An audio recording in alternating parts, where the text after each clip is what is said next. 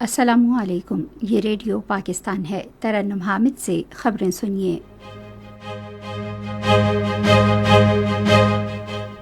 اہم خبروں کا خلاصہ۔ نائب وزیر اعظم آج کابل کا ایک روزہ دورہ کریں گے، جہاں وہ ازبکستان، افغانستان، پاکستان ریلوے منصوبے کے قابل عمل ہونے کی مشترکہ رپورٹ کے بارے میں فریم ورک معاہدے پر دستخط کریں گے۔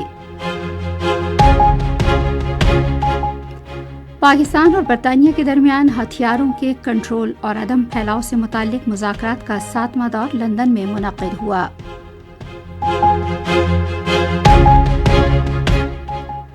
پاک فضائیہ کا ایک دستہ برطانیہ کی رائل ایئر فورس بیس فیئرفورٹ پر پہنچ گیا ہے، جہاں وہ رائل انٹرنیشنل ایئر ٹیٹو 2025 میں حصہ لے گا۔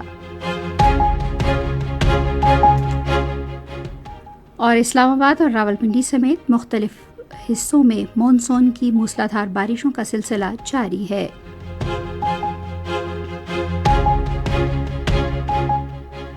اور اب خبروں کی تفصیل۔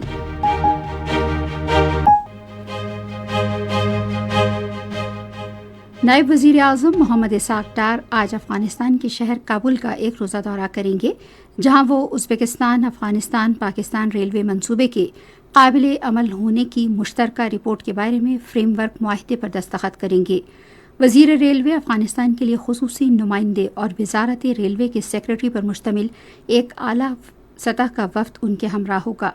ریلوے منصوبے کا مقصد ازبکستان کو افغانستان کے راستے پر پاکستان سے ملانے کے لیے ریل رابطے کا قیام اور وسط ایشیائی ممالک کے لیے پاکستانی بندرگاہوں تک رسائی میں سہولت فراہم کرنا ہے۔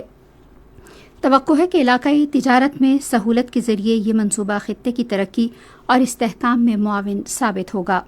دورے کے دوران نائب وزیر اعظم افغان عبوری وزیر خارجہ اور افغانستان کے عبوری وزیر اعظم سے بھی ملاقات کریں گے، جس میں دو طرفہ امور اور علاقائی اور عالمی صورتحال پر تبادلہ خیال کیا جائے گا۔ پاکستان اور برطانیہ کے درمیان ہتھیاروں کے کنٹرول، عدم پھیلاؤ اور تخفیف اسلحہ سے متعلق مذاکرات کا 7واں دور لندن میں ہوا۔ دونوں فریقوں نے بین الاقوامی اور علاقائی سلامتی، اسٹریٹجک استحکام، ہتھیاروں کے کنٹرول، تخفیف اسلحہ اور عدم پھیلاؤ سمیت متعدد مسائل پر جامع بات چیت کی۔ فریقین نے جوہری ٹیکنالوجی کے پرامن استعمال میں پاکستان اور برطانیہ کے دو طرفہ تعاون پر تبادلہ خیال کیا۔ انہوں نے باہمی ہم آہنگی اور تعاون کو فروغ دینے میں باقاعدہ بات چیت کے اہم کردار کو تسلیم کیا۔ ایشیائی ترقیاتی بینک نے پاکستان ڈیجیٹل ایکو سسٹم کے عنوان سے ایک رپورٹ جاری کی ہے، جس میں پاکستان کے ڈیجیٹل منظرنامے کی بہتری میں خصوصی سرمایہ کاری سہولت کونسل کے کلیدی کردار کو اجاگر کیا گیا ہے۔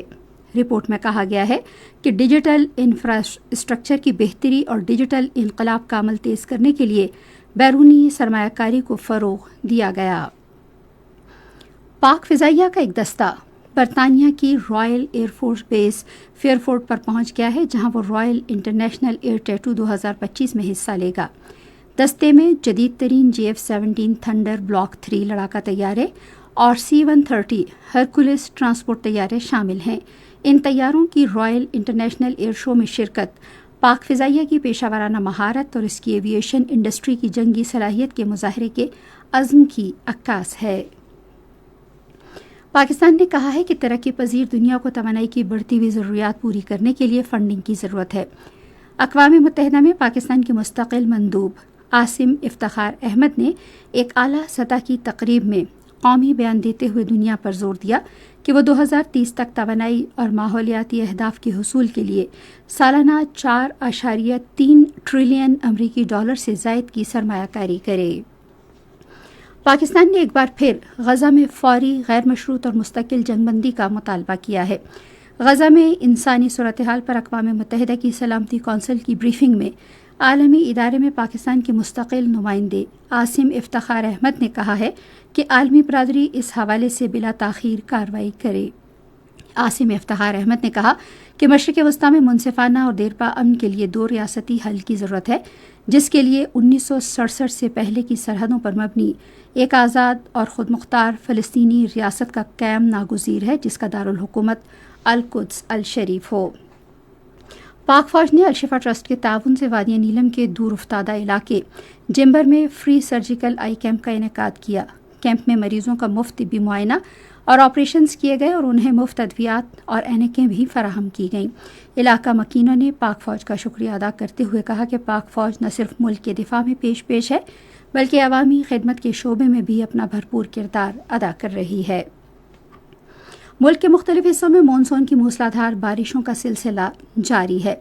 महकमा मौसमियात के तर्जुमान ने हमारे नुमाइंदे को बताया कि सबसे ज़्यादा बारिश इस्लामाबाद में 193 मिलीमीटर, रावलपिंडी में 179, मंडी भाउदीन में 167, चकवाल में 142 और जहलम में 81 मिलीमीटर बारिश रिकॉर्ड की गई।